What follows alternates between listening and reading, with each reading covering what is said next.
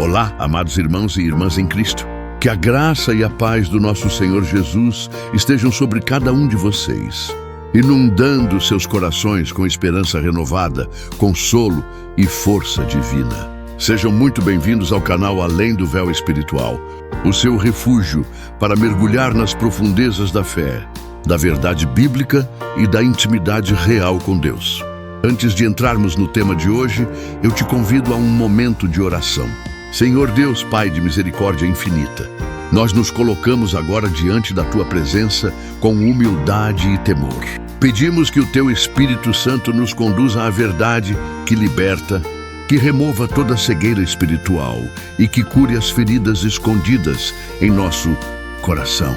Que esta palavra encontre solo fértil, produza arrependimento verdadeiro e gere restauração profunda. Em nome de Jesus, amém. Muitos cristãos vivem uma contradição silenciosa que poucos têm coragem de... Eles creem que Deus perdoa, mas não conseguem se perdoar.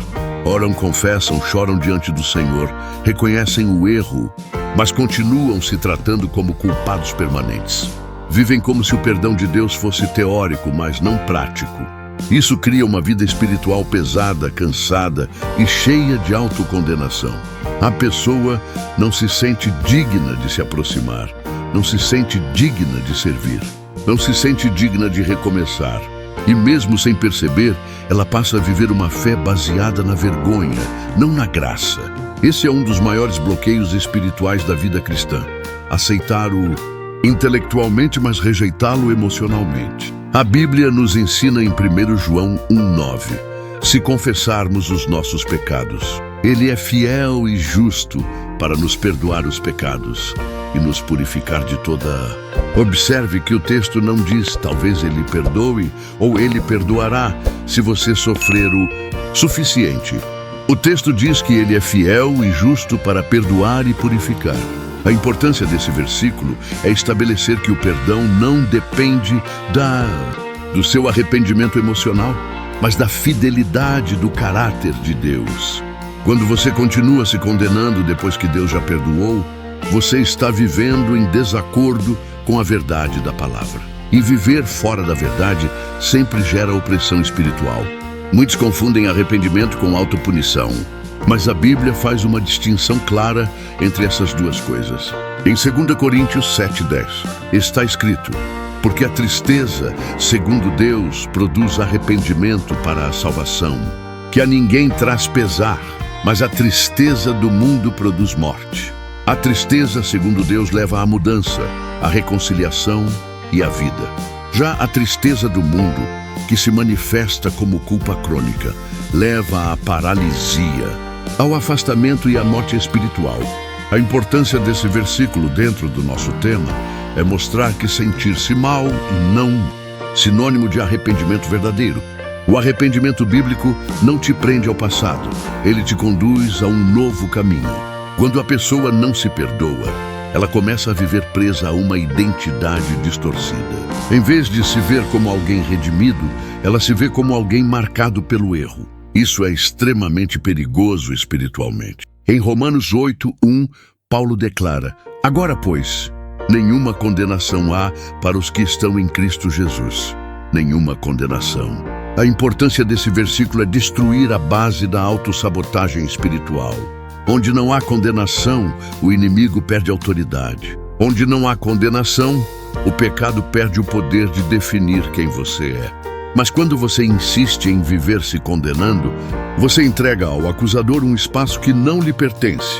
Desde o início da história bíblica, vemos que o maior efeito do pecado não foi apenas a desobediência, mas a vergonha. Em Gênesis 3:10, Adão diz: tive medo porque estava nu e me escondi. O medo e o esconderijo nasceram da vergonha. Deus não havia se afastado de Adão. Foi Adão quem se afastou de Deus. A importância desse texto é mostrar que a vergonha sempre empurra o ser humano para longe da presença divina. Quando você não se perdoa, você revive o padrão de Adão. Esconde-se, evita, foge. Mas Deus continua chamando: onde estás? Ele não chama para condenar, chama para restaurar. Outro ponto extremamente sério é que não se perdoar pode se tornar, sem perceber, uma forma de orgulho espiritual. Uma pessoa pensa, o que eu fiz é grande demais até para a graça. Isso coloca o erro acima do sacrifício de Cristo. Em Hebreus 10:14, lemos, porque com uma só oferta aperfeiçoou para sempre os que são... A importância desse versículo é afirmar que a obra da cruz é completa, suficiente e definitiva. Quando você insiste em se punir, você age como se o sangue de Jesus precisasse da sua dor para ser eficaz. Isso não é humildade, é incredulidade disfarçada. Jesus deixou isso claro em seu ministério terreno. Em João 8:11, ao falar com a mulher pega em adultério, ele diz, nem eu te condeno, vai-te e não peques mais. Primeiro, Jesus remove a condenação. Depois, chama a mudança. A ordem é. A transformação só acontece quando a condenação é removida. Muitos tentam viver uma vida santa carregando culpa e por isso vivem. A importância desse versículo é mostrar que santidade nasce da graça, não da vergonha. Sem perdão aceito, não há força para a mudança real. Não se perdoar também gera ciclos de recaída. A pessoa cai, se condena, enfraquece espiritualmente e acaba caindo de novo para anestesiar a própria dor. Isso cria um padrão autodestrutivo. A Bíblia nos ensina em Provérbios 24:16, porque 7 vezes cairá o justo e se levantará.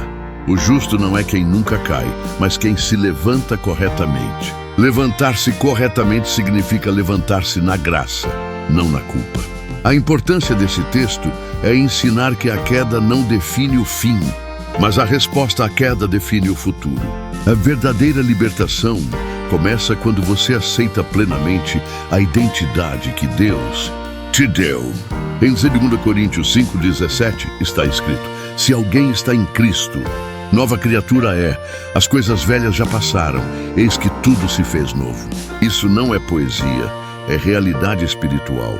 A importância desse versículo é mostrar que viver preso ao passado é negar a nova criação. Você não é mais aquilo que fez, você é aquilo que Cristo fez em você. Enquanto você insistir em se definir pelo erro, você continuará vivendo abaixo do propósito de Deus. Agora, eu te convido a um momento final de oração. Senhor Jesus, nós reconhecemos que muitas vezes temos rejeitado o teu perdão na prática, mesmo dizendo que cremos nele. Hoje nós entregamos toda a culpa, toda a vergonha e toda a condenação aos pés da tua. Ensina-nos a viver como filhos perdoados, restaurados e livres. Renova nossa mente, cura nosso coração e fortalece nossa fé. Que o teu Espírito Santo nos conduza em liberdade e verdade todos os dias. Em nome de Jesus, amém. Se esta palavra falou com você, permaneça conosco aqui no Além do Véu Espiritual.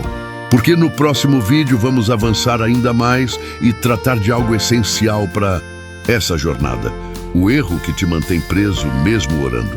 Que a paz do Senhor guarde o seu coração e a sua mente em Cristo Jesus. Até o nosso próximo encontro Além do Véu.